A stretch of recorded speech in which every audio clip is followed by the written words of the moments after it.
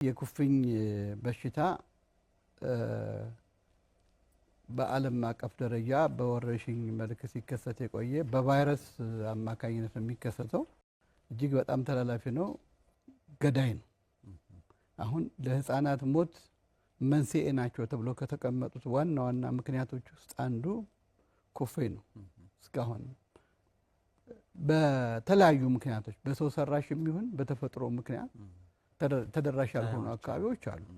እነሱን እንግዲህ መድረስ ባለመቻላችን በ3 አመት አንድ ጊዜ ይሄ ያልተከተቡ ልጆች ይጠራቀምና እንደ ሀገር ወረርሽኝ ይከሰታል። ይሄ እንዳይሆን ምንድነው እያደረገ ያለው የጤና ጥበቃ ሚኒስቴር እና አጋሮቹ በ3 አመት አንድ ጊዜ ቢያንስ ተጨማሪ ከመደበኛው ክትባት በተጨማሪ በዘመቻ እንዲካሄድ ይደረጋል። ከዚህ ክትባት አይ ቲንክ ሁላችንም ግንዛቤው ኑሮን ማህበረሰቡ ልጆቻችንን እናስከትባለን ብዬ አስባለሁ።